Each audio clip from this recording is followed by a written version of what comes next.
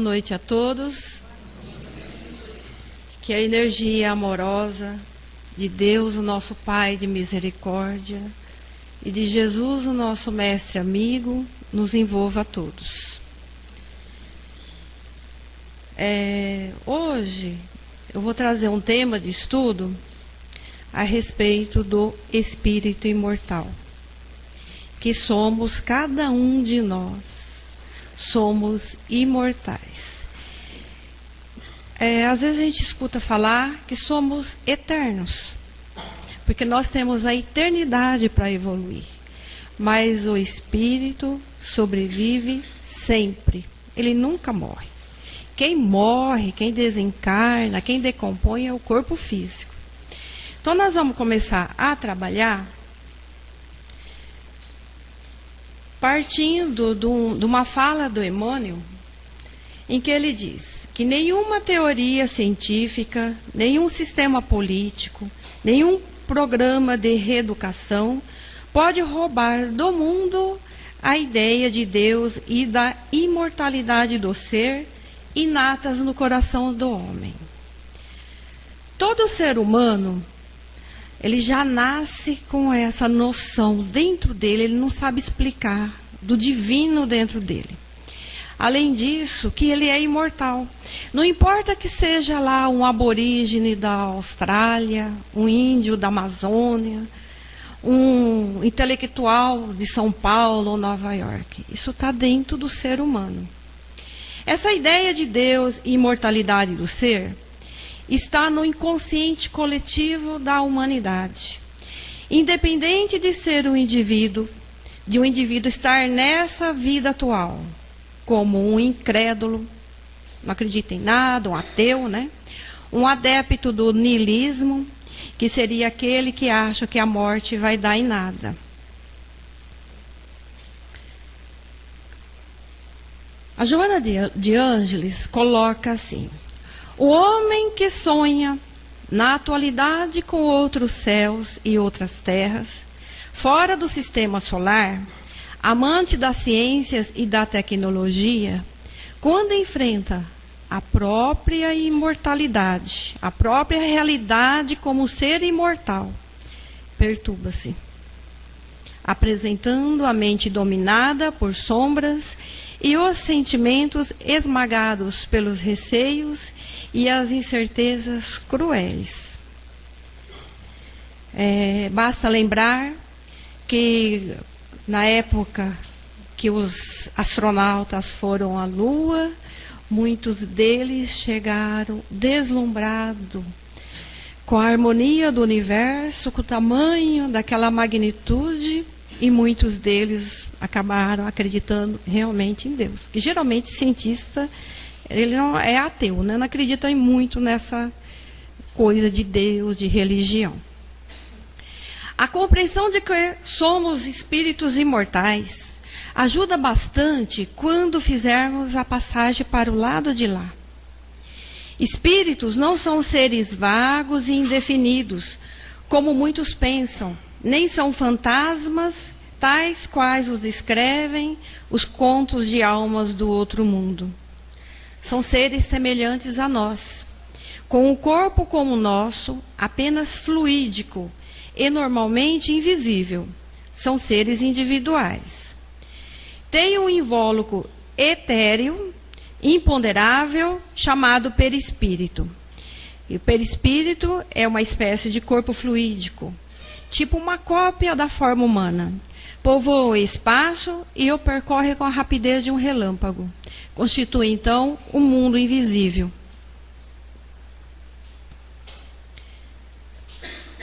Então, há no homem, Allan Kardec coloca que há no homem 3 elementos essenciais. De acordo com essa figura que nós estamos vendo aí, o espírito, o perispírito e o corpo.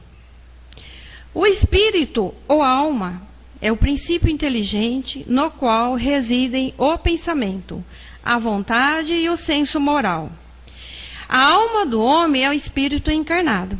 Então, a diferença entre alma, que Allan Kardec coloca, e espírito é que quando estamos encarnados, nós somos alma. Quando desencarnamos, nós somos espírito.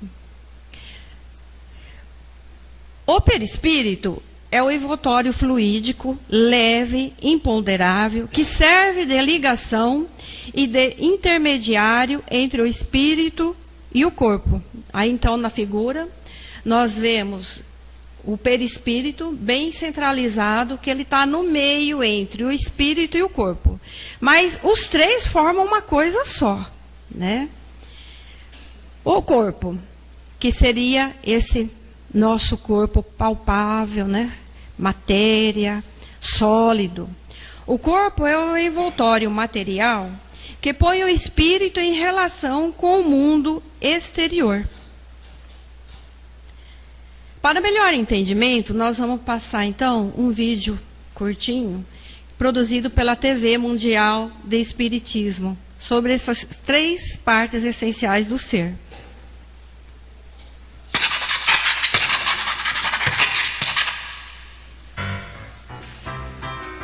Você sabe o que é um espírito? Não? Pois eu tenho algo aqui que vai revolucionar a sua vida. Um fruto. É? Um fruto? Bom, esse foi o exemplo usado por Allan Kardec. Esse simpático professor francês que vocês provavelmente já conhecem, quando ele perguntou em O Livro dos Espíritos se existe algo mais em nós homens, além de alma e corpo. Os espíritos nos explicam que a alma, que nada mais é que o espírito encarnado, se liga ao corpo por um laço semimaterial, que eles chamaram de perispírito. Mas espera aí, uma coisa de cada vez. Então nós, seres humanos encarnados, somos formados de três partes: o corpo, a alma, o espírito encarnado, e o princípio intermediário, o perispírito. Mas vocês devem estar se perguntando o que um fruto tem a ver com tudo isso. Espera aí, que eu já vou explicar. O corpo é como se fosse a casca do fruto, apenas um envoltório material, massa de carne, sem inteligência, como os próprios espíritos explicam no Livro dos Espíritos. E em cada reencarnação é substituído de acordo com a necessidade do espírito.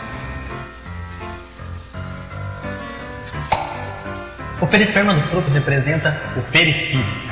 Ele é semimaterial, ou seja, composto de uma matéria menos densa que a do corpo. É por esse princípio que o espírito age sobre a matéria e vice-versa. A semente é o espírito, ser inteligente da criação, comanda o corpo através do perispírito. Essa separação foi apenas uma demonstração didática, mas é natural que o perispírito se desdobre durante os momentos do sono. Mas é assim que nós, espíritos, utilizando da matéria, vamos gradativamente evoluindo na escala espírita. Mas essa é uma outra história. Fantástica a explicação dele, né? Dá para entender perfeitamente isso daí. É equívoco supor que, pelo fato de a gente não possuir um corpo físico, os desencarnados não têm sensações e percepções. O perispírito é veículo de manifestação no novo plano vibratório, cuja natureza semimaterial revela que as células, o perispírito continua tendo tecidos, órgãos, aparelhos e sistemas perispirituais são mais etéreas. Entretanto, nós verificamos que os espíritos mais presos à matéria possuem um perispírito muito denso, guardando significativa semelhança com o corpo físico da última encarnação. Assim, o estado de equilíbrio ou de desarmonia que o desencarnado carrega em si é fortemente impresso nesse corpo sutil. Quando chega o momento do desencarne, o envoltório exterior, que seria o corpo físico, o espírito o abandona do mesmo modo que deixamos uma roupa que não nos serve mais. A isso chamamos, então, de morte. Morte física e desencarne não ocorrem simultaneamente. O indivíduo morre quando o coração deixa de funcionar. O espírito desencarna quando se completa o desligamento, o que demanda algumas horas ou alguns dias. Quanto mais o espírito for apegado à carne, à matéria, à necessidade de fome, de sono, de prazer, esses têm mais dificuldade para fazer, então, esse desligamento. A morte é somente a destruição do envoltório corporal, abandonado pela alma.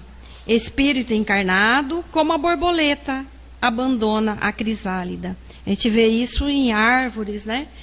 Que vê aquele casulo abandonado, e ela larga lá, e quem sai? A borboleta, né? Está fazendo uma comparação aqui com a borboleta e a crisálida. Mas o espírito conserva o corpo fluídico, ou o seu perispírito. Revestidos de corpos materiais, os espíritos constituem a humanidade ou mundo corpóreo visível. Despojados desses corpos, constituem um mundo espiritual ou invisível. E esse enche o espaço, né?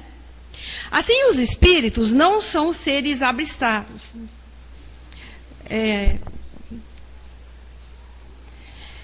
Os espíritos não são seres abstratos, vagos e indefinidos, mas concretos e circunscritos. Só lhes falta a faculdade de serem vistos, para que sejam semelhantes aos homens. Disso decorre... Deixa eu ver aqui.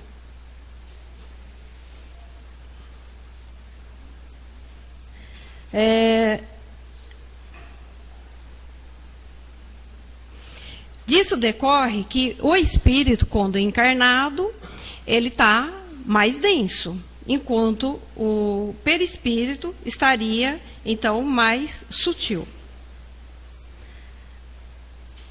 Pode ir. No intervalo de suas existências corporais, o espírito é errante.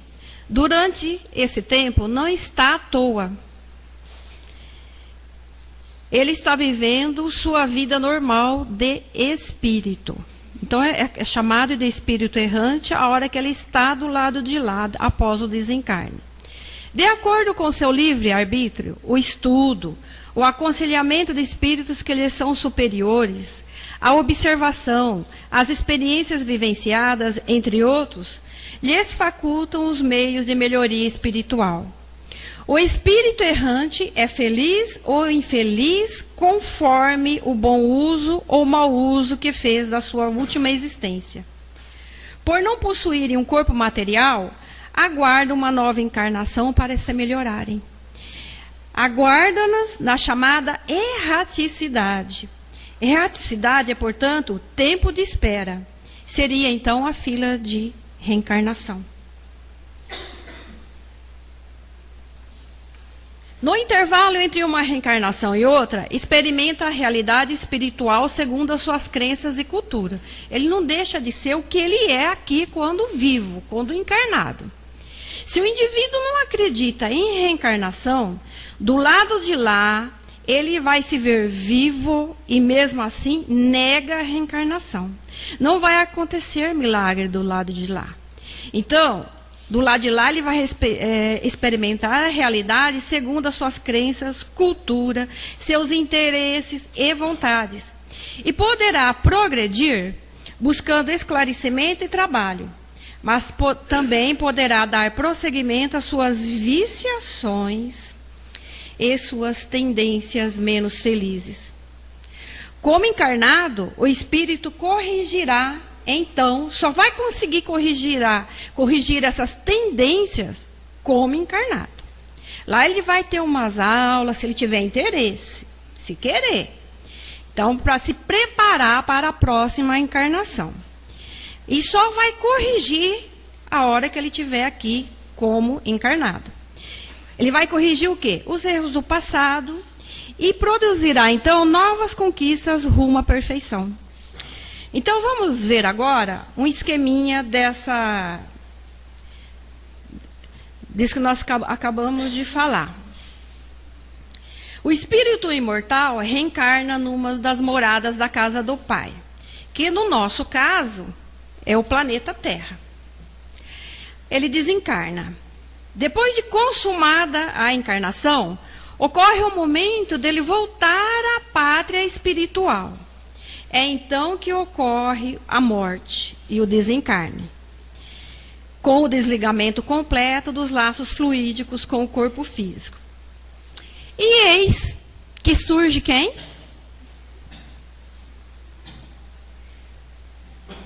O espírito imortal, a criatura divina, o Filho de Deus. É lá que você é espírito imortal, criatura divina, Filho de Deus? Lá na erraticidade? Não, a gente já é tudo isso aqui. Só que a gente ainda não tem consciência que a gente fala. Mas viver como é outra história, né? Se ainda necessita evoluir, se ele ainda necessita evoluir, é um espírito errante, que ainda deve reencarnar para se aperfeiçoar. Então ele está no mundo de lá, do outro lado, na pátria espiritual, ele vai estar em um lugar. Esse lugar ele pode ser, a gente vê muito, né, nas reuniões mediúnicas, pode ser aqui, do meu lado, pertinho de mim, pode ser para cima, para mundos espirituais superiores, pode ser para baixo. A erraticidade é onde ele quiser. Se ele tiver merecimento de ser socorrido e tiver vontade de estudar, de aprender, ele se prepara para vir. Alguns têm que ter reencarnação compulsória, são obrigados a vir, porque ele não desgruda daqueles que estão aqui na Terra. Ele está apegado. Então ele nem quer saber de preparar nem nada, ele não quer saber de reencarnação, que ele não entende nada e nem quer entender. Ele quer só voltar para a Terra para ter aqueles prazeres de comer a comidinha dele, que sempre gosta, dormir, né? Ficar naquela coisa simplória da vida, sem sair da... Para ele está trabalhando, está ganhando dinheiro, está sobrevivendo, está ótimo. Mas não sai daquilo, né? É onde que aquele espírito que se acha que já está com os erros que ele tem consciência que ele tomou, ele fala, não, eu preciso, não, eu tenho medo até, não quer nem saber de ir correndo, quer se preparar, então, para retornar.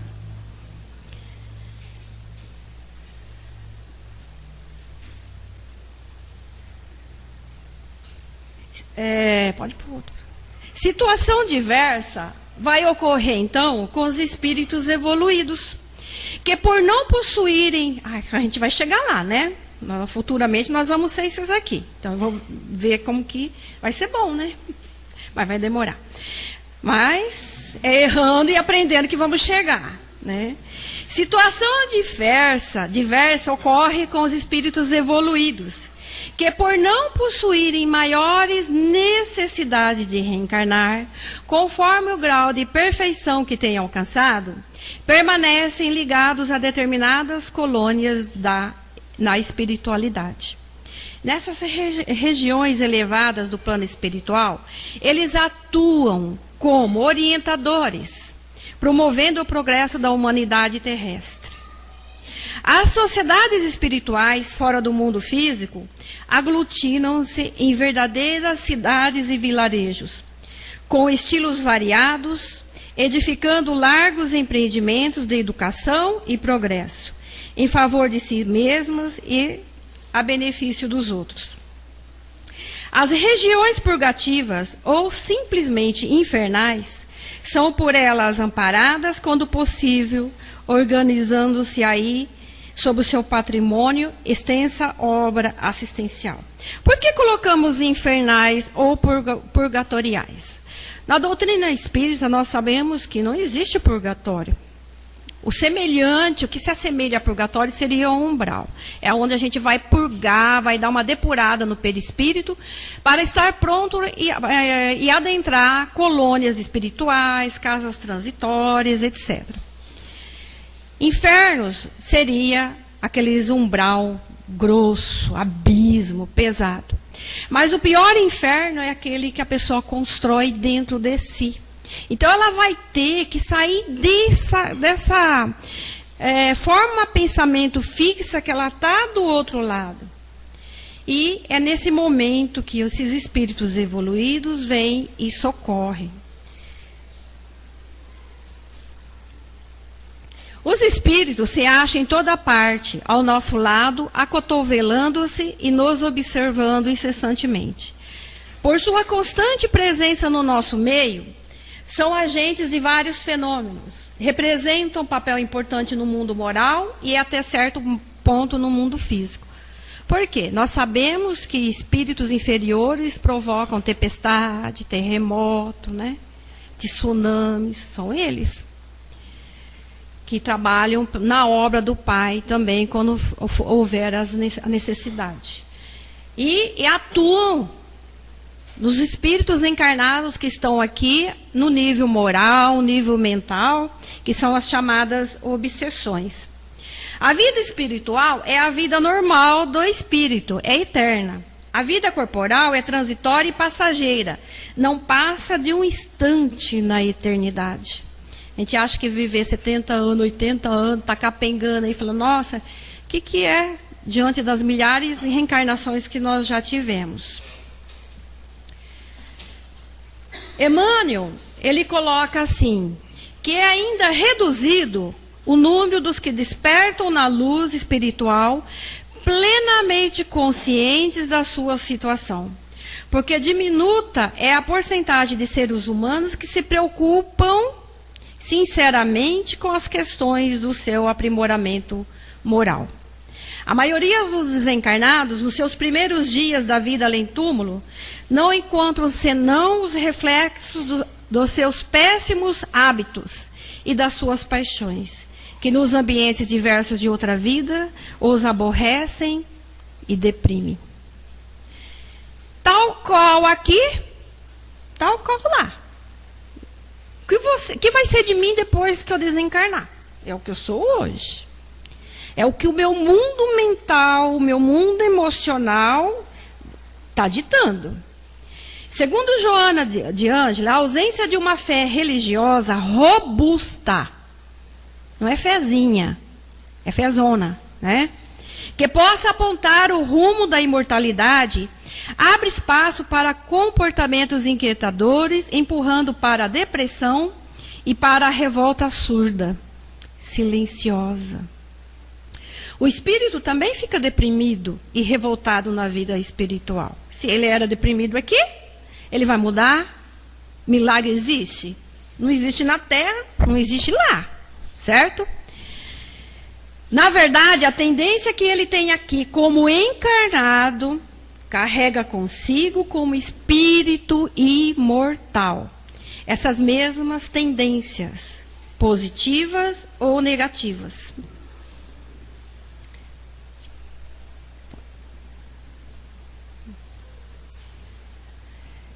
No Livro dos Espíritos, na questão 278, Allan Kardec coloca assim: no além-túmulo, os espíritos se evitam ou se aproximam segundo a analogia ou antipatia de seus sentimentos, tal qual sucede entre vós. É todo um mundo do qual o vosso é pálido reflexo. Tem gente que fica aí falando, nossa, tá ruim, o Brasil tá ruim, o mundo tá ruim. Imagina do lado de lá, né? Então, você quer do lado de lá tá melhor? Construa aqui. Porque se você fica falando que tá ruim, a hora que você acordar do lado de lá, vai estar ruim, vai estar.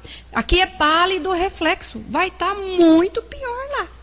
Então, nós vamos ter que construir o nosso paraíso aqui. Aqui, na mente, no sentimento. Para quando chegar de lá, encontrar uma parcela do paraíso, porque senão nós vamos encontrar o mundo ruim que nós construímos aqui.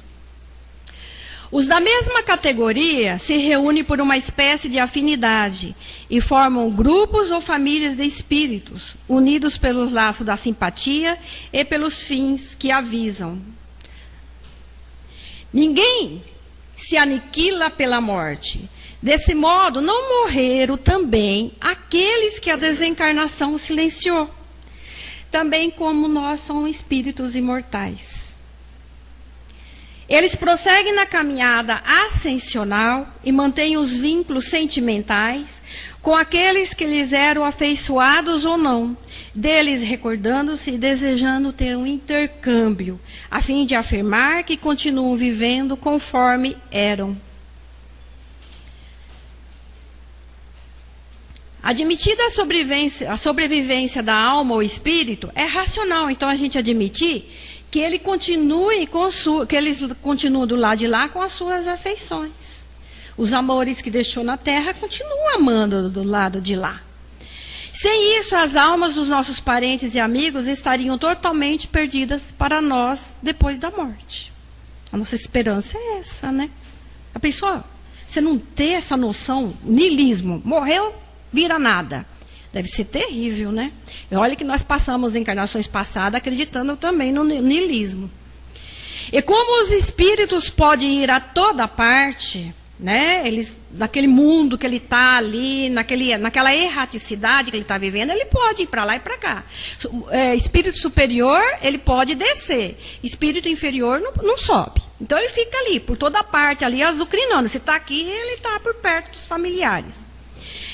É também racional admitir que os que nos amaram durante a vida terrena ainda nos amem depois de mortos. E que eles venham até junto de nós. A gente vê tanta mensagem, né, reuniões espirituais, e se sirvam dos meios encontrados à sua disposição. Isso é confirmado pelos testemunhos que a gente vê nos trabalhos mediúnicos, que a gente vê com as pessoas que não... Quem dá a maior prova é quem não acredita em nada que não está dentro da doutrina. Você conversar com gente lá fora, eles veem mais espírito que a gente que está dentro da doutrina, né? Eu sempre falo isso, porque depois que você equilibra a mediunidade, você só vê na hora certa. Lá eles veem, eu vi minha mãe, sonhei com ela, né? E sonha e vê, esteve com ela. Os espíritos conservam as afeições sérias que tinham na terra. Alegram-se em se aproximar dos que amaram, sobretudo quando atraídos pelos sentimentos afetuosos. Se você prova que você ama aquela pessoa, o amor é uma atração. Assim como o ódio, né? O contrário também atrai o espírito próximo de nós. Jesus retornou da sepultura vazia para manter o contato com os corações queridos. Confirmando, Jesus veio e deu essa prova que está nos evangelhos. A grandeza da imortalidade, a que se referira antes, demonstrando que o sentido existencial é o da aquisição dos tesouros do amor e da amizade para a conquista da transcendência.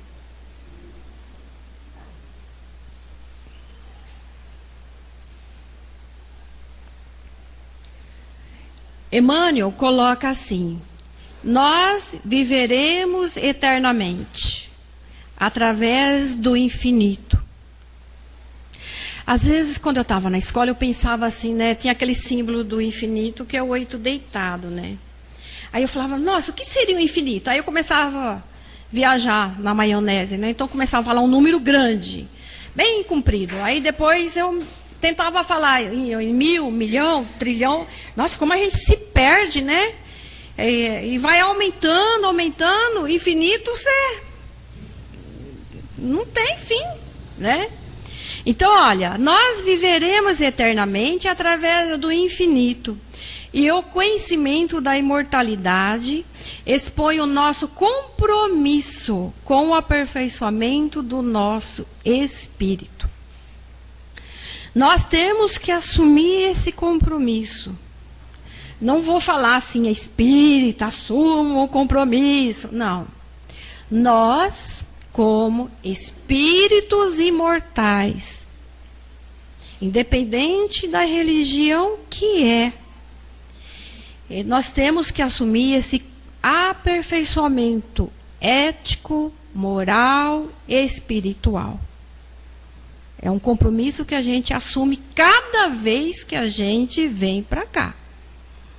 E a maioria de nós,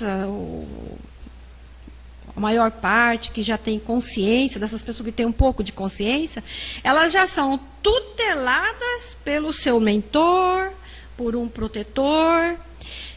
A maioria que não está nem aí não deixa de ter os anjos, o anjo guardião dela.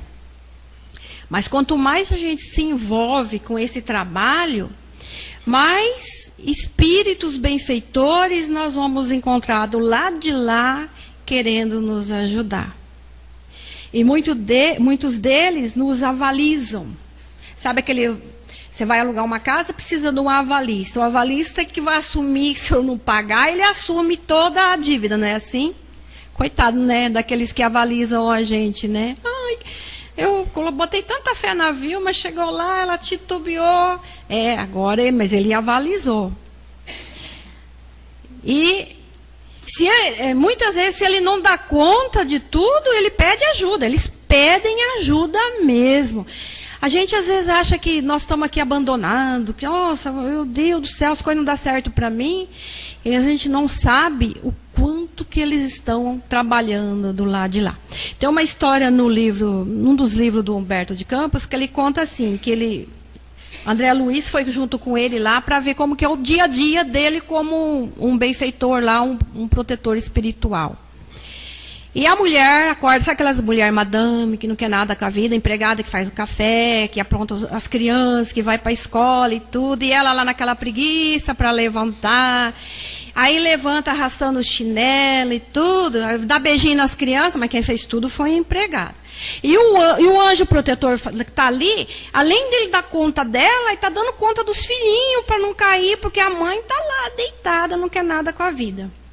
Aí o marido acorda e ele fica ali também dando uma ajudinha no casal. Ela já começa a puxar uma briguinha. Aí ele fala, não briga não. Senão ele vai nervoso pro serviço, não vai lá nada. E ela lá já, bom, mulher ranheta de manhã, né? A gente sabe como é que é. Aí o marido vai pro serviço e tudo, vai trabalhar. E ela continua lá naquela masmorrice dela, que não quer nada com a vida. E deita no sofá, e reclama com a empregada, e briga com aquele, dá um chute no cachorro, e não sei o quê.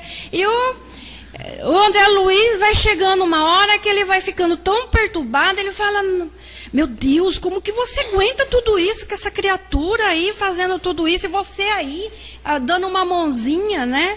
Ele falou assim, olha, sabe de uma coisa? Ela me dá trabalho, dá muito trabalho. Mas sabe o que é que me alegra? É que um dia ela vai, ele falou assim como se fosse só uma vida. Ela vai desencarnar, ela vai melhorar e ela vai ser uma benfeitora, uma protetora espiritual de alguém. E ela vai ver o que é bom. Então, é uma coisa, e está num dos livros do Humberto de Campos.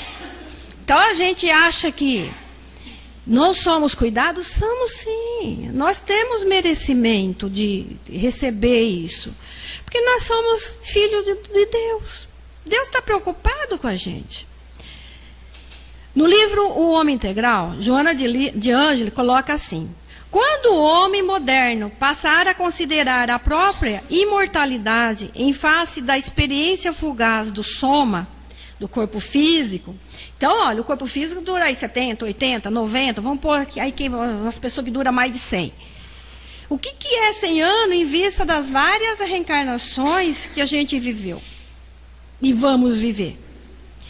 Empreenderá, se ele tomar consciência disso, ele empreenderá a viagem planificadora de trabalhar pelos projetos duradouros em detrimento das ilusões temporárias. Nós vivemos iludidos com a vida, observando o futuro e vivendo desde já, empenhado no programa da sua conscientização espiritual. Nele se esculpirá, então, o modelo da realização em um ser integral, destituído do medo da vida e da morte, da sombra e da luz, do transitório e do permanente, da aparência e da realidade. Nós vamos perder o medo e vamos ficar igual o Chico, né? O Chico, ele vê espírito, não sabia já se era vivo ou se era desencarnado. Então a gente vai perder tanto medo que vai ver, nem vai ligar. Uma vez eu vi num estudo, foi no estudo, né? Falando que o espírito é o que mais tem medo de espírito. Que se aparecer um espírito aqui, não sobra um.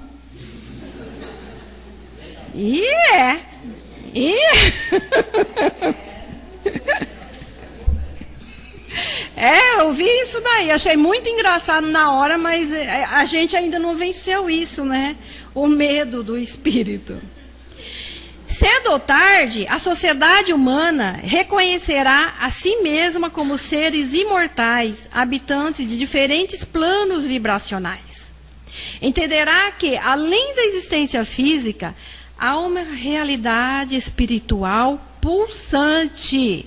Pulsante quer dizer que tem vida. Socialmente organizada, não é bagunça, não. Constituída de seres humanos que não possuem corpo físico, mas que atuam no meio ambiente que vivem, interagindo com outros habitantes através de outro corpo. Qual é o corpo? O perispírito. Nós estamos falando ainda de espírito em evolução, porque os espíritos evoluídos é em espírito, com a sua luz. A velhice, o Emmanuel coloca assim: a velhice não alcança o espírito quando procuramos viver segundo a luz da imortalidade. Tem gente que fica velho e acha assim, já entrega os pontos. Quem está velho é o corpo físico. O espírito, ele é dinâmico, ele tem muita energia e está lá naquele corpo. O corpo físico... Olha lá, se olhando no espelho, tá velho, mas tá, por que eu tenho essa energia dentro de mim? O que é isso? O que é? O que significa? Quem não, eu tô olhando, ele tá meio assim, cheio de pontinho de interrogação, né? Uma amiga minha falava assim, cheio de ganchinho na cabeça, né? Com esse pontinho assim, né? Se vendo ali, velho, mas cheio de vida. O corpo físico envelhece, independentemente da nossa vontade. Mas o espírito imortal continua jovial. E algumas pessoas que não têm o entendimento do espírito como espírito imortal, têm dificuldade de lidar com a decrepitude do corpo físico, contido num corpo doente, limitado. E ao mesmo tempo sente o espírito ativo, pensante e dinâmico. Se a gente não estiver sentindo assim, conforme a idade avança, o espírito continua cheio de vida, é porque nós estamos pegando e entregando o nosso espírito como se ele estivesse doente. Quem está doente é o corpo físico. É claro que eu não vou pegar e sair virando cambalhota, porque o meu espírito está dinâmico aí com tudo. Quem está limitado é o corpo físico. Não é para pegar os últimos dias de vida e ficar lá naquele dorme, não pega um livro, não lê, pega um livro e dorme. Não é assim. O espírito, ele tem que estar com aquela coisa de querer aprender, querer sair daquilo. Ele não quer ficar mais só limitado ao corpo físico. Isso é psicológico, viu, gente? Eu já vi um psicólogo que escreveu um livro falando disso, que ele é geriatra, psicólogo geriatra. Muitos pacientes dele vinham e falavam assim, como que eu faço, que eu estou cheio de gás dentro de mim e o meu corpo não acompanha, não vai junto, o corpo não vai. Isso é porque não entende, então, que o espírito é um espírito imortal. O ser pensante é uma realidade. E a nossa individualidade sobrevive à morte ou desencarne das várias existências como espírito imortal. Nós, aqui, espírito imortal. Nós, do lado de lá, espírito imortal. Todas as pessoas que convivem com a gente aqui, próximo ou não, do outro lado do mundo, do nosso planeta, conhecido ou desconhecido, espírito imortal. Do lado de lá, espírito imortal. Aqui, filho de Deus. Do lado de lá, filho de Deus. Criatura, criação de Deus. Do lado de lá também. Só basta saber como que vai ser esse lado de lá. Então, vamos cuidar do lado de cá. Que possamos, então, assumir com carinho e responsabilidade esse compromisso com o nosso aperfeiçoamento do nosso espírito imortal. Muita paz a todos.